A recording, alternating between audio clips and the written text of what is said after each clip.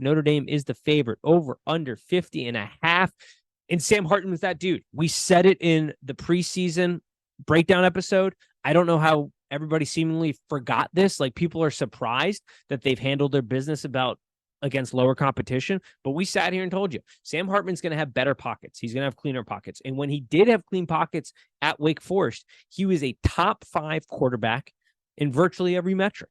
Throwing from a clean pocket. He had a ton of crowded pockets they were throwing rave parties in the pockets with defensive linemen at Wake Forest, because that slow mesh offense and the talent they had wasn't there. He's surrounded by he's better talent around him. The offensive line is much improved. Now, they haven't really been tested yet, but they've been handling, expectations and beating them. You've got 2 great tackles on that offensive line for Notre Dame, which is great for Sam Hartman. The interior, we're going to get a look here. Historically, North Carolina State has not been a great place for Notre Dame to travel, but we're going to get a real test for that interior part of Notre Dame's line. I do think they win here, that interior and their battles more often than not.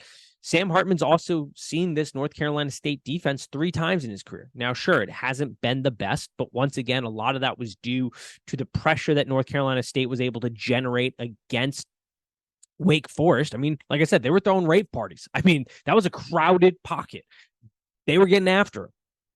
That's not going to be the case here. He's going to be able to work from cleaner pockets. He's going to be able to stand in there longer. He's got much better athletes around him. He's got a much better run game around him. And so I do think that while this offers a very nice test for Notre Dame, that they're going to be able to take advantage of this spot here. NC State runs a 3-3-5 defense. What do we know about a 3-3-5 defense?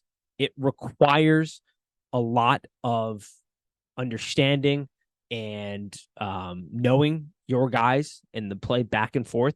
It requires, some continuity and some ability to anticipate, because your other guys have their assignments right. And there's not a lot of continuity on this NC State defense right now. So you've got Sam Hartman, who knows this defensive strategy, the philosophy. It has not changed. He's faced it 3 times now. He's surrounded by better athletes. He's surrounded by a better line. He's surrounded by 2 stud left tackles, a good run game, and a defense that looks pretty good so far. Once again, have not been tested. This is going to be a great test, but I did go ahead and bet Notre Dame on this game. I feel pretty confident in Sam Hartman and this team, and Notre Dame, they're looking pretty damn good. It's going to be a real interesting test down the line, because they've got a hard-ass schedule. This is a tough road game, but I like them here in this spot. Another team we're going to be looking at, Wisconsin, Washington State. Line is at 6.5. Over is at 58.5. Wisconsin is the favorite. And this is why you need to make sure you're catching our preseason breakdowns, because we talked about how a lot of people were high on Wisconsin coming into this season because of the new offense, because Phil Longo coming over from North Carolina, he's an absolute madman, the transformation they're going to make on offense. But we said, this is going to be adjustment. It's not going to be smooth sailing the first year, because you haven't gotten the guys in the door at Wisconsin that can run this offense. This team is very much built like the past Wisconsin teams. And that's why you saw huge success rates against Buffalo when they ran the ball on standard downs. They were successful 65% of the time on standard downs rushing the ball. This team is still very much, its best assets are in the backfield. And that line, they're learning a new scheme and a zone blocking scheme, but they're still solid up front. The Washington State defensive line is certainly susceptible on the interior. And so I think there's going to be a lot of opportunities for Wisconsin to kind of still play a little bully ball. Now, they are going to start to open things up. We know that. They're a little bit more versatile than in the past, but I do think there's an opportunity here because of the Wisconsin's ability to run the ball inside the guards and center position, and run it in the interior and open up the pass game that way. But as far as this season for Wisconsin, we talked about it. It's going to be up and down.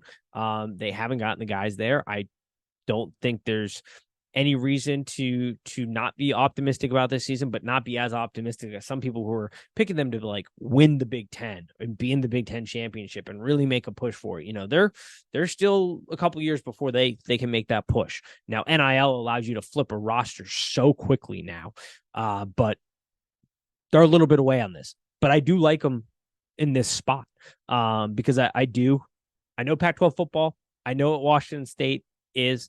I think defensively, Wisconsin matches it up very well here. So I do like Wisconsin in this spot. The game that I am very excited to get eyeballs on is Texas A&M versus the U. We had talked about this leading up to the season, that these two teams are in pretty crucial years, and this game was going to give us a window into how this season could play out early in the season. It's a great game to watch to kind of better understand these teams, to get more data points on them from a betting standpoint.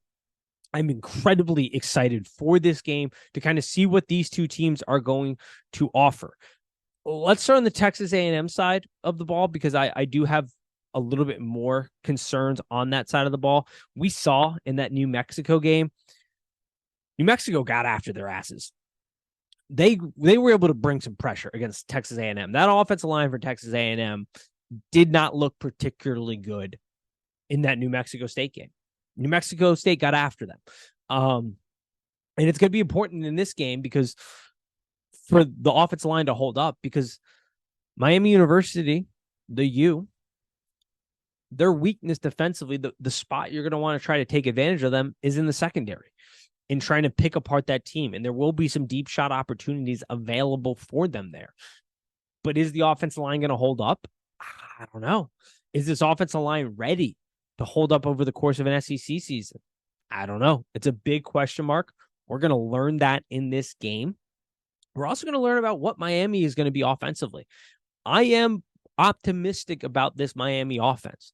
I do think it's trending in the right direction. You get Restrepo back, which is a big security blanket for this offense in the slot. You have good running backs. The offensive line is starting to trend upwards, as you would expect with Mario Cristobal being the head coach. You know, that has got to be a strong point for them.